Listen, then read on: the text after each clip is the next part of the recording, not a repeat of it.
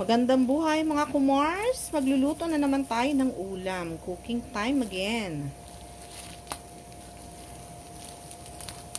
Gulay ang aking lulutuin. Ano po to? Ito po ay tuyong hipon, hindi alamang. Tuyong hipon. Yung ibang tawag, hibi. Hibi or hebi? Hibi yata, ano? Basta ito yung hipon yan, mga kumars. Tuyong hipon.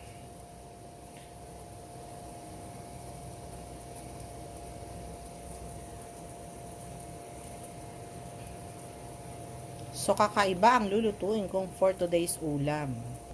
Madali ang ulam, madali ang luto. Sibuyas.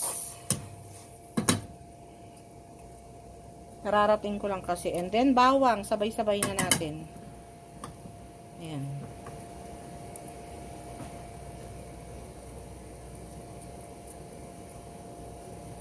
So, yummy to mga kumars. So, yummy. Lagyan natin ng konting patis. Ayan. And then, black pepper na. Diba? Tapos, lalagyan ko na yung cubes yan. Lalagyan natin ng cubes. Pampalasa.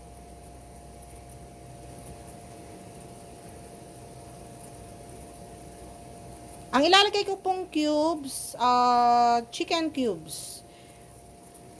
Depende, pwedeng shrimp. Kung gusto nyo ilagay meat, pwede. Pork, yung pork cubes. Pero lalagay ko po chicken cubes, okay? Sa pangpalasa ko yun, mga kumars. Kailang natin siya kumulo ng gusto. Para lumabas yung lasa.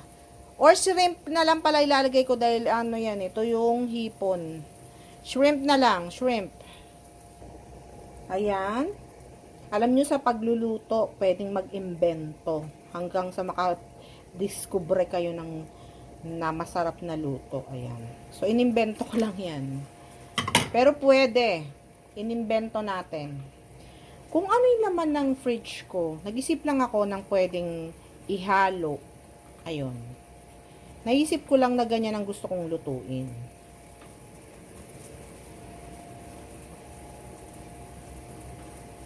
Kasi alam nyo naman sa pagluluto, pwede talaga kayo mag-imbento as long masarap ang kakalabasan. So, 'di ba? Napaka-yummy.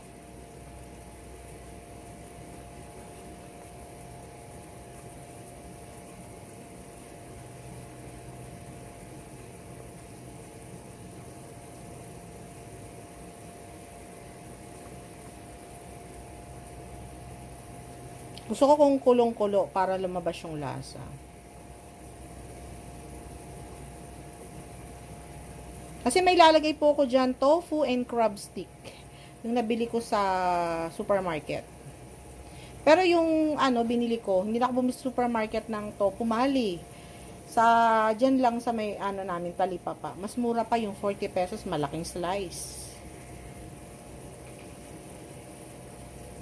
Diba? So, yummy. Eto, yung ating tofu, hindi ko na po yan, hindi ko po yan pinrito. Ini-slice ko na lang, hinugasan, and then ini-slice.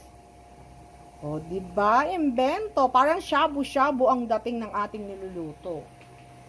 Pero ito, so yummy.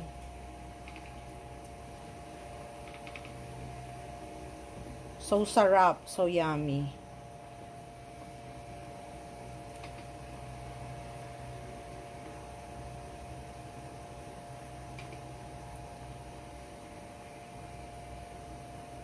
Dahil lang natin kumulot maluto yung tofu. And then, lagay natin yung crab stick. And then, may gulay yan. Sabi ko sa inyo, inimbento ko lang yan eh. Titignan natin kung anong kakalabasan. Kung so yummy.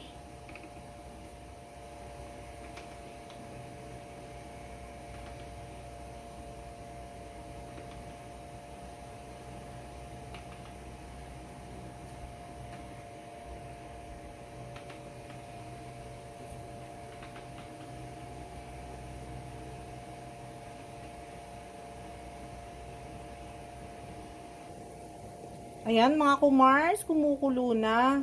Lagay natin yung crab stick. Alam nyo, ang pagluluto, talagang mag-imbento lang kayo, makakadiscover kayo ng sobrang sarap na pagkain. So, alam niyo naman ang pagluluto mo ay fashion din. No, di ba? Alam niyo, inimbento ko lang po yan. Inisip ko lang na gusto ko lang yan. Nako, excited na po ako. Yan pa lang po yung mini-mix ko ha. Ayan, lagay ko na yung siling panigang. So, yummy. Excited na ako. Tikman ko lang. Excited na ako, no?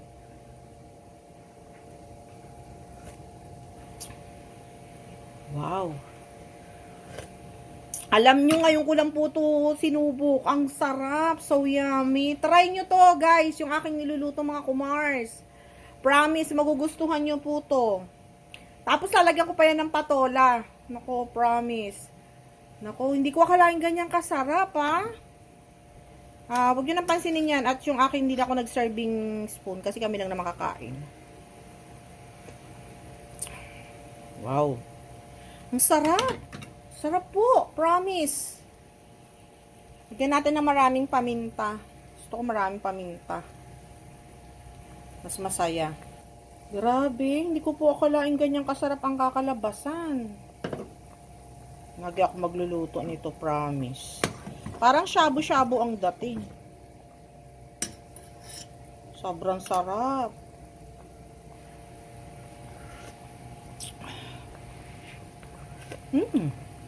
Sarap. Alam niyo po, yung nilagay kong siling panigang, nako, lalong sumarap po. Nag-so yummy siya talaga. Nag-so yummy. Grabe, ang sarap. Promise. Promise po, promise. Wala pong halong biro, walang halong joke. Talaga pong napaka-yummy. I-try nyo to, mga kumars. I-try nyo yung recipe ginawa ko.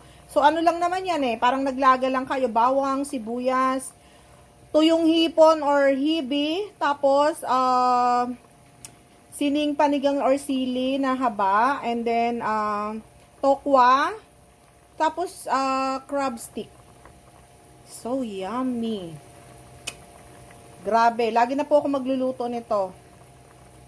So, lalagay na natin yung ating patola. May patola po akong binili para kumakain naman tayo ng gulay.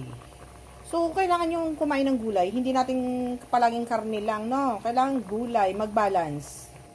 Grabe, sobrang sarap. Eto, lalagyan na natin yung patola. Alam niyo yung lasa niya? Alam niyo yung noodles na kumakain ka ng seafoods, ganon? Ganon po ang lasa. So, yummy. Ayan, meron ka ng soup, meron ka pang gulay. O, diba? So, yummy. Promise. Hindi ko po akalain ganyan nakakalabasan. Nag-invento lang ako ng aking sariling recipe. So, yummy. So, yummy talaga, promise.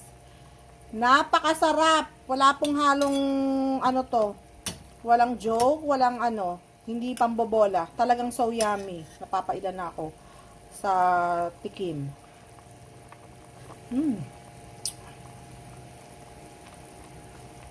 Sarap.